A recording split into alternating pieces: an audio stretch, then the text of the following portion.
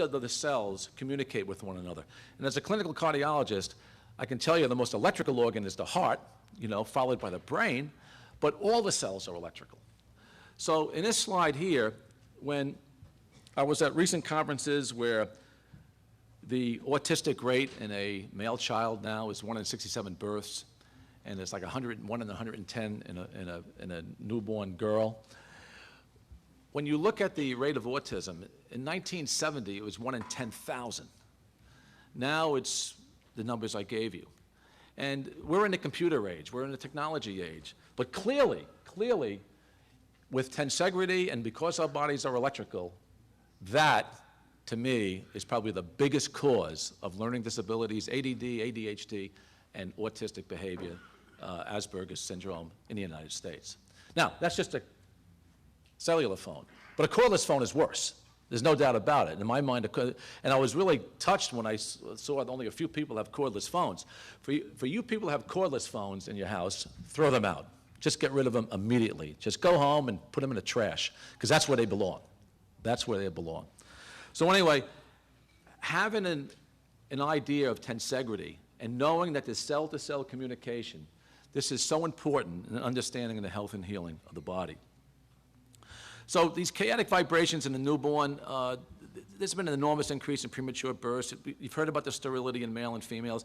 There was an article in the 2008 Journal of Epidemiology that looked at 13,000 children, and more than 10,000 of them had learning disabilities, behavioral problems, ADD, ADHD, and the culprit was wireless technologies. So if you look at some of these wireless technologies, and Ali Johansson, he says cell phones and other wireless are a real danger, and Professor Sanford says the largest human biological experiment ever.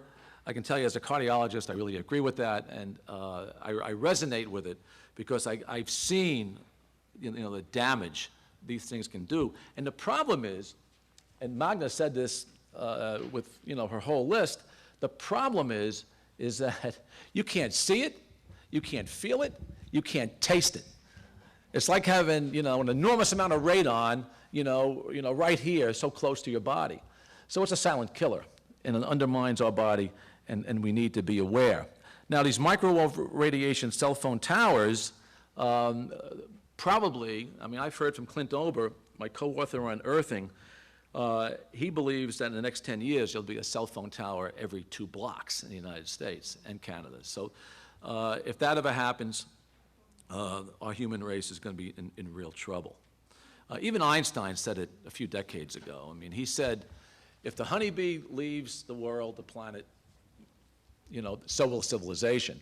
And he knew that the honeybee was very sensitive to frequencies because they rely on navigation systems. And what's happening with the honeybees right now is that they're being decimated across Europe and South America and the United States because of all the cell phone towers. They can't find their hives, they can't find their homes, and they die.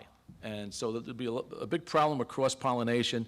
And who's ever running, whatever the government is running, the United States government, I don't know who that government is, but somebody's got to take responsibility for the future of mankind.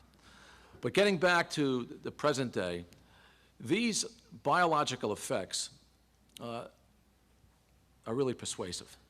If you look at 1800 megahertz, the frequency of a typical cell phone, and if you look at the rat model, basically in the rat model, there is DNA damage in the neurons, and it's mainly in the mitochondria.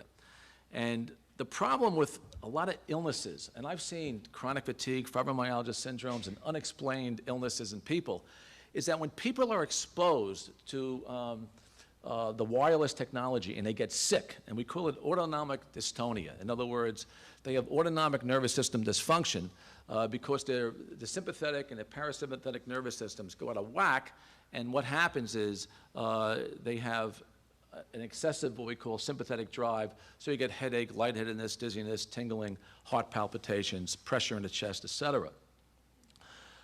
When you go to a doctor's office and he gets lab tests, I can tell you there's really no lab tests that really look at this. C-reactive protein is not elevated. SED rates aren't elevated. Markers of inflammation aren't elevated. One of the markers that I found that is elevated is an 8-hydroxyguanine, which is a marker of DNA damage. It's nonspecific, but it's a stealth marker.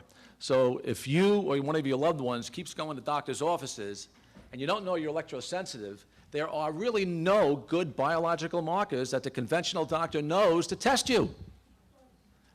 And he's going to look at you and say it's all in your head.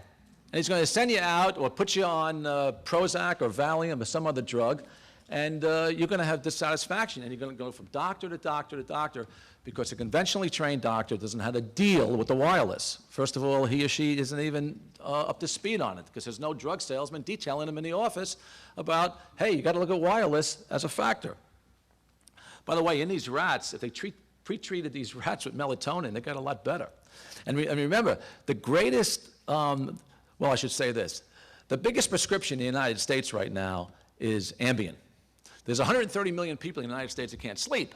And insomnia is one of the greatest problems because if you live near a cell phone tower, or if you have cordless phones in your bedroom, or if you're on a cell phone, your melatonin in your brain is going to go down. So insomnia is going to be a big problem. Whether you're waking up in the middle of the night or you can't get back to sleep or whatever it is, this is the biggest cause of insomnia actually in probably North America and the world. Now, one of the other things that the wireless does is it crosses the blood-brain barrier. You've had previous talks on this.